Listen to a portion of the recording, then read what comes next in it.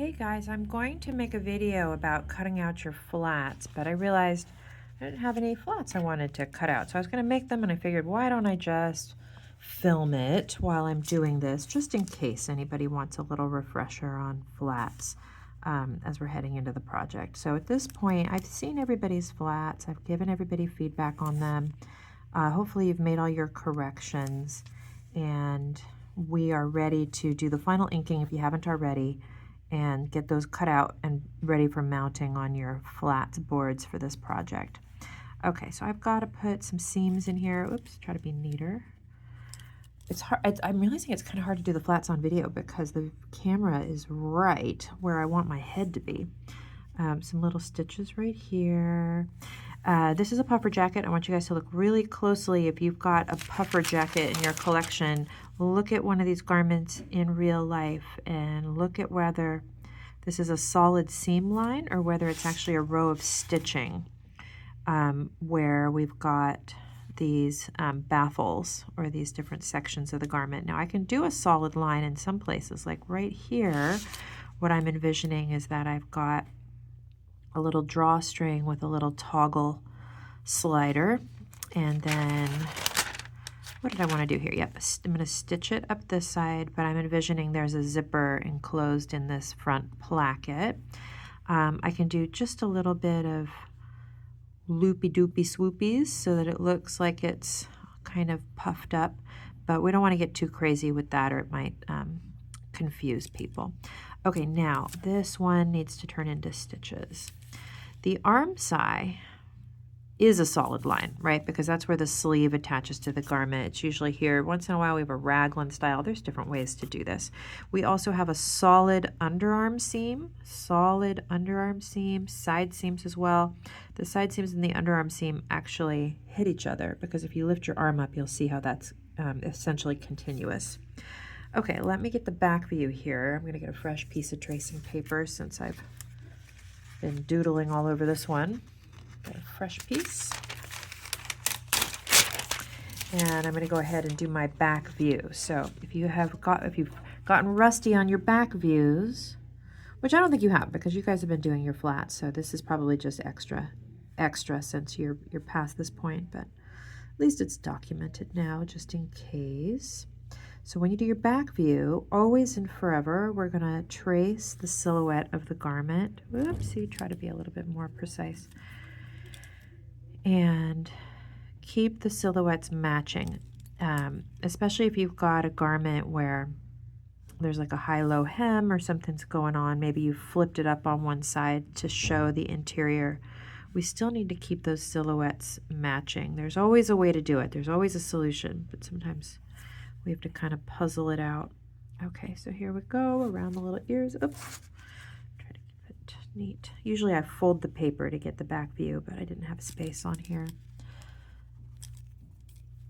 Actually, the ear will be a really good example. So I'm just getting the silhouette. Okay, I'm not tracing the entire ear right now. I'm just getting the silhouette of the jacket. Okay, so just the very outermost line. And right here, guys, that's where the back neck is. The back neck's always higher than the front neck. I can capture the arm side because that does go around to the back, but we don't need underarm seams, side seams, any of that other stuff. We don't bring that to the back view. Or the manufacturer might think that we want double. We want two seams, which we don't. Okay, so now what I've got, let me get an eraser here. Oh my gosh, you guys, how annoying is it when you like think it's on one side of the paper and it's actually on the other side of the paper? It's like story of my life. There's my white eraser. I'm trying to just get rid of this so that you can see it more clearly when I put the two of them next to each other. There's my front. There's my back so far. Okay, so what I'm going to do is connect across the neckline. Oopsie. Connect across the neckline, okay, and, oops, that way this neckline is even with that neckline, so it all makes sense. It's all logical. The ears are towards the front, The ears are towards the front. So what that means is back here, I'm going to draw the hood. Because in the front view, the ears block the hood, but in the back view, they hold onto the hood. And then these guys are going to get a little stitching to hold them in place. Okay, I have put my hood with a center panel. I think I'm going to stitch it. Okay, and I'm not going to stitch the bottom because this is probably lined and the lining probably pulls the hem up inside. Now, I do need some details here, so let's do this. Let me go back here. Let me figure out where my seams are located. We'll go just like that. Just like that. Okay, so that they match. I'll put the stitching right down the inside here. Put the stitching here. And then we need to put the inside of the jacket there. So most likely this has the same positioning inside and outside. So we'll go, you know, it's so interesting. Like did I flip it over at some point? Oh, I did. Did I? Yeah, I did. These tracing, especially when you get good tracing paper and it looks the same facing wrong. I'm sorry, and it looks really, really transparent, it can get a little bit hard to see. Okay, I'm going to put in all my stitching and my puffiness in here. I'm going to put my cuff, stitch, stitch, stitch, stitch, stitch, stitch. A little bit of drapey, doodly lines. Okay, no side seams, no need.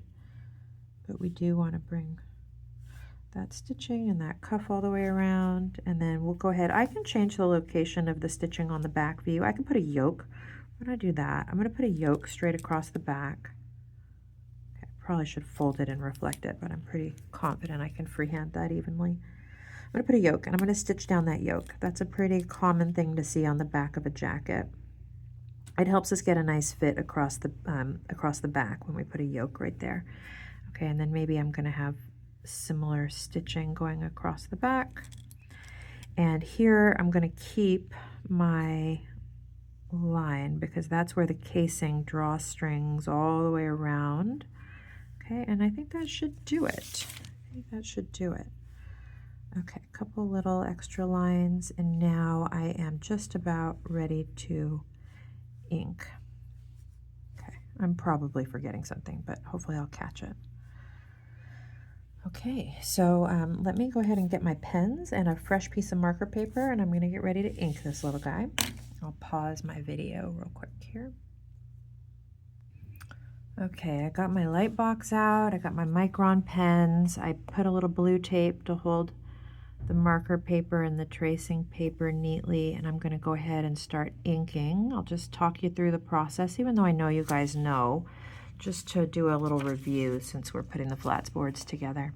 So I'm going to use my 05, my thickest pen, to get all of the edges. This gives it a really nice heaviness on the page. It makes the flats really stand out. And when you guys, hopefully at some point in the very near future, start doing these in Adobe Illustrator, we will darken the outer line on them just like this so that they really pop on the page. It looks great. And I'll get my bottom edge. You're going to see me rotating my paper constantly because that's how I get the best lines. I just know my hand only really likes to move smoothly in one direction, so I got to rotate so that I can keep everything going that way.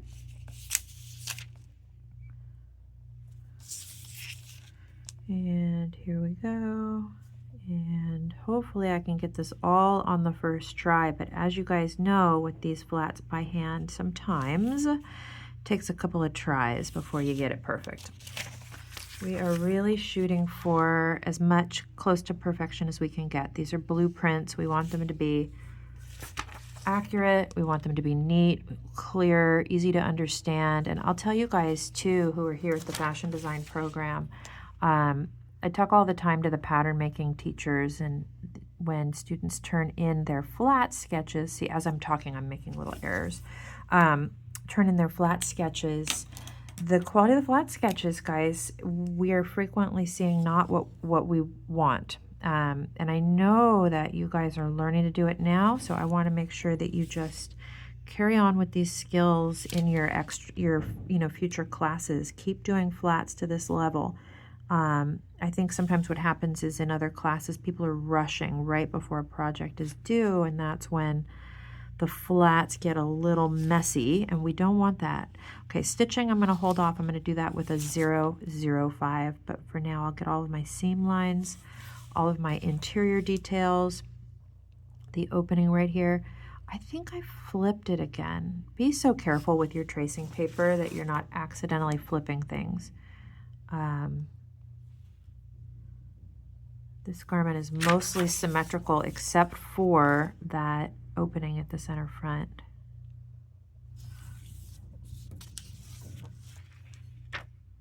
Work my way around here. And this is with an 02. This is with an 02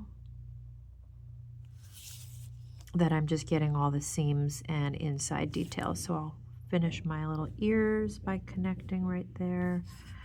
This will get connected right there. This part of the inside of the ear, this part of the inside of the ear, these lines here. Okay, this arm side, underarm seam.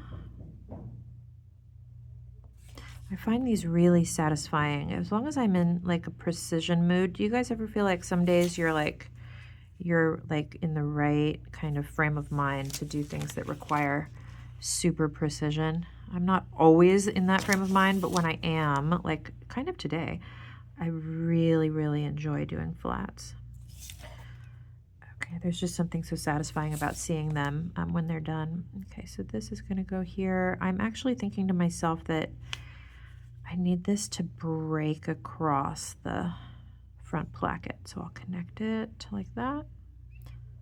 Okay, and then I've got these little toggle clasps in here, which whenever you've got a drawstring or something, I really want you guys to draw it as 3D as you can, not just a single line.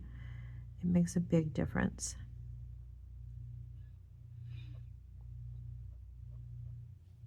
Okay, I think I'm good with the 02. Let me now get my 005, my skinniest little pen, and I'm going to get these stitches in here. Stitches. And there's a lot more stuff. I'm debating whether to pause the video so it doesn't become a million years long while I'm doing all this stitching, but that's okay. I don't mind the long videos as long as they upload. That has been my challenge, is when they're really long, it's hard to upload them. Okay, we'll go right over that. And on the sleeve here. Okay, and now we'll put a couple of these little drapey lines. Not too much, just enough.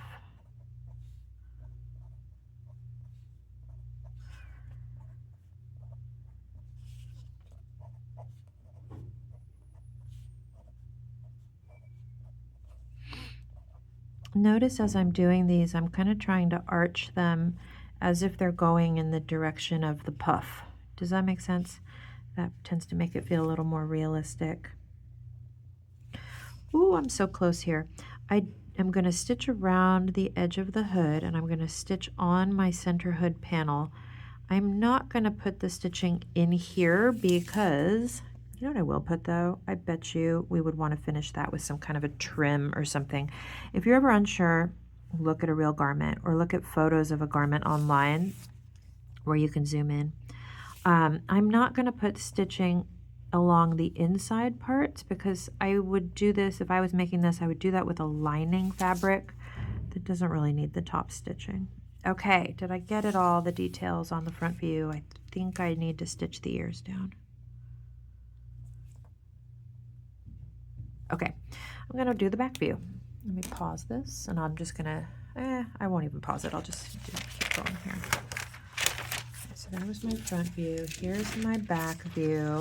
Normally those are right next to each other on the page, folded, but in this case, I've got them separated. Go ahead and tape that. Go ahead and tape, where do I want to tape? Right here. Okay, so now I'm going to take my 05 again. I'm going to do just my silhouette, just my very outermost part of this back view. And the only thing left to do after I ink this back view is the gray marker. Now, I've got to say a couple of homework assignments. Like I think you guys most recently inked the green dress. And I saw there was something else we inked not too many days ago. A lot of people forgot the gray marker. Do not forget your gray marker. When you guys do these, it really helps to make sense out of the flat when we understand what's the inside part, which we shade out in gray marker. You should also just double check before you start anything what side of the marker paper is the correct side so that your gray marker doesn't look streaky. Public service announcement to do that because we always forget. There was this epidemic of marker paper pads, and it's still out there in stores, where the paper in the pad is actually face down. I have no idea how that happened, but check your marker paper, you guys, especially as we're getting close to doing the illustrations for these projects, that you do all your layout and stuff on the correct side of the paper, because it's such a bummer when you're doing work on the wrong side of the paper. Okay, I'm working my way around the back neck here, and then you get streaky markers, which we don't love. And I just switched to an 02, which is my medium-sized pen, and I'm going to use that for this waist casing. I'm going to use it for my arm side on the back view. I'm going to use it for my back yoke right across the shoulder blades here. And what else do I need with my 02? Is that it? I think that's, oh, my cuffs. Put my little cuffs right here. Okay, now I'm going to switch to my 005. Get in the rest of my stitching. Get in my little wiggly drapey lines to show the puffiness.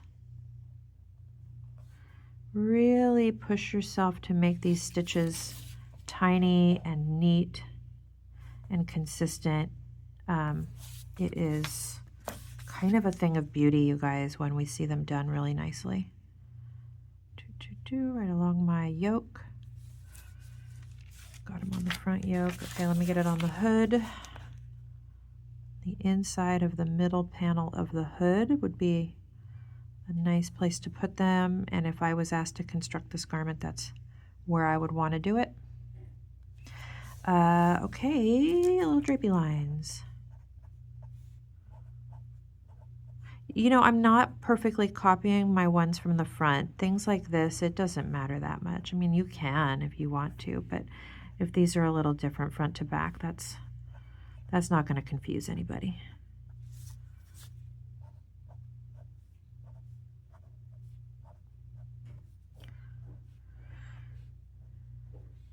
Okay, did I get it all? Is that everything? I think I did. Okay, so let me do the gray marker now. And I just have this Copic W3. It's a warm 3, and I really like this one. So the only place that's going to get gray marker on this particular garment is going to be right here, inside the opening of the hood.